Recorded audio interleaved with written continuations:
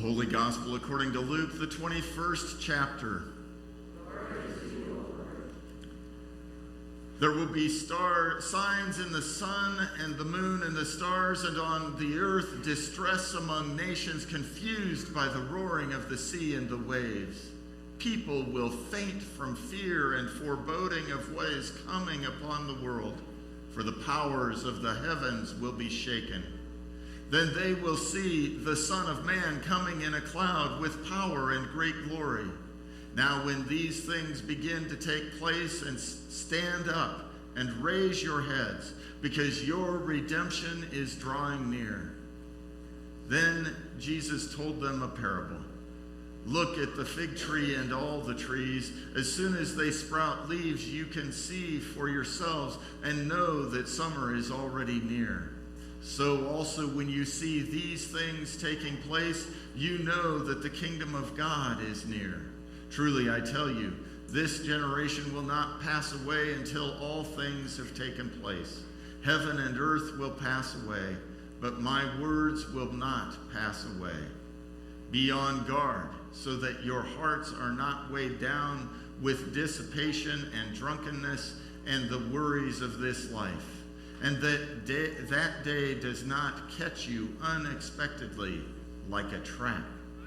For it will come upon all who live on the face of the whole earth. Be alert at all times, praying that you may have the strength to escape all these things that will take place, and to stand before the Son of Man. The Gospel of the Lord. Praise to you, O Christ. You may be seated.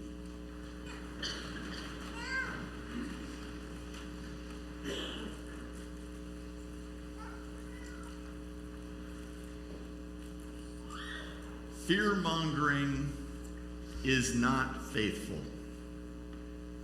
There are so many in this world, in this nation, in our midst, who are using fear. And fear is a powerful, powerful thing.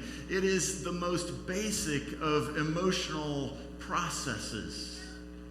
When fear kicks in, the reflexes take over. Those reflexes exist for the sake of protecting self from death. The brain short circuits. Those reflexes short circuit our ability to think. The thinking brain gets shut down until a later time when calm may prevail. When fear shuts down the ability to think, people think they are in control, that they are being rational. But the ones who are in control are the ones who are tripping that fear mechanism. Fear becomes a powerful tool for manipulation. This world has seen it for nearly as long as there is history.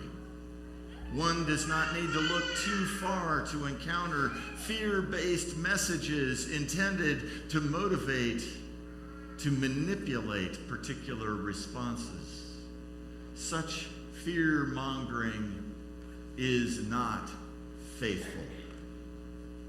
When faithful people encounter it, they need to return to the promises of their faith community. For Christians, those promises come out clearly today.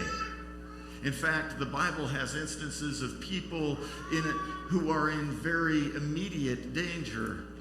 Their way of life is at risk. In fact, their lives are at risk. For them, all looks pretty hopeless. For the community that Luke is writing to, their Christian faith has marked them for persecution. It risked getting them kicked out of relationship with their family, with their community, with their friends. Being Christian was risky. And so, being Christian called them to a different way of being, a different way that involved seeking peace and nonviolence and life. Being Christian was a call to discipleship, a call to follow Jesus, a call to self-giving love, a call to emptying self to all those things that we would prefer to cling on to. In so many ways, the call to Christianity is a call to letting go.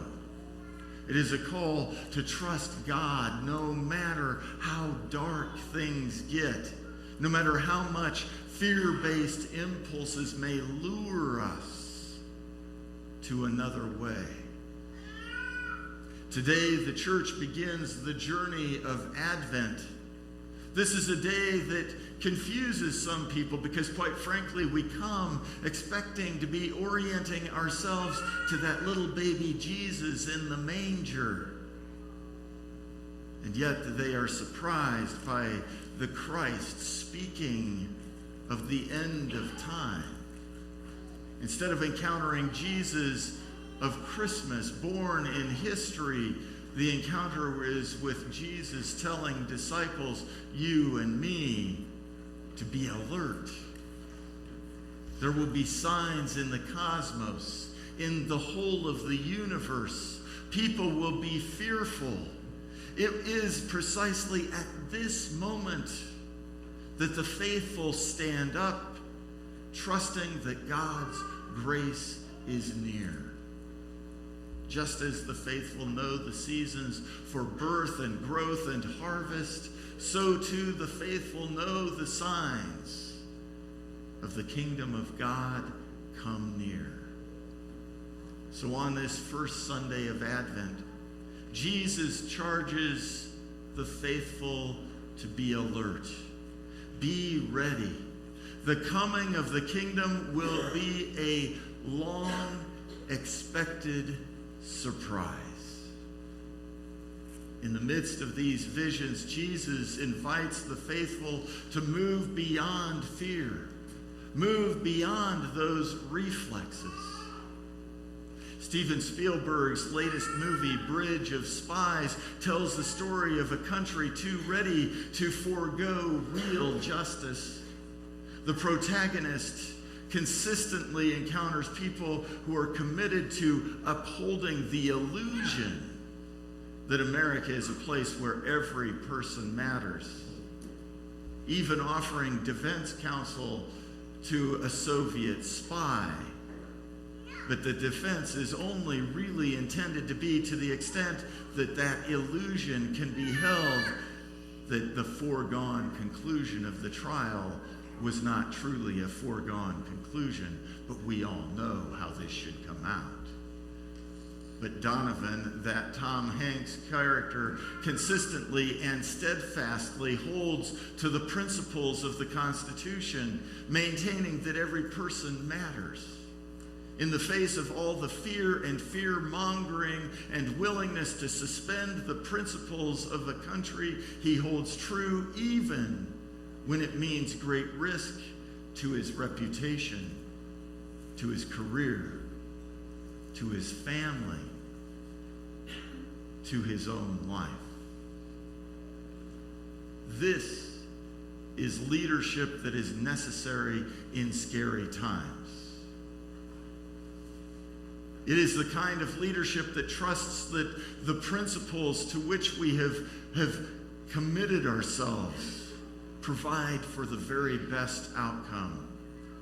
I personally cannot imagine the kind of fortitude that it takes to stand up against all that energy, all that fear, all the shortcuts, the desire to just get it over with. When this church raises up children and adults in faith, the call is to move them to trust so deeply in God that they are able to take those kinds of actions. It is amusing and a bit disconcerting that the Soviet spy character was the one with the refrain. Every time Donovan asked him and acknowledged that he didn't seem to be too fearful, that he didn't seem worried, Rudolf Abel, the Soviet spy, would respond, "Will it help?"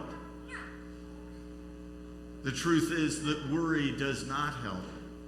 Instead of worrying, this church is called to prepare the way for the Lord who has come, who will come again, and who is already in our midst as the church gathers to worship. Live ready for the coming of the King. Show forth and live the principles that he taught, resisting temptation, announcing good news for the poor, for the marginalized, and for the sick, working the healing of relationships and mind and body and spirit, reaching out to the very ones that humanity too easily sees as disposable. In his kingdom, no one gets discarded as not worthy. Everyone matters. It takes great faith, great fortitude, great clarity of mind and spirit to stand up in the midst of fear-mongering of any day, of any time. Succumbing to the fear will not help. So this day, may this church resist the calls to fear, calls to discard core commitments, turn toward the coming of the Lord. Prepare the way and live alert to the signs of God's coming in a whole different way. A different way of living and exhibiting power and authority.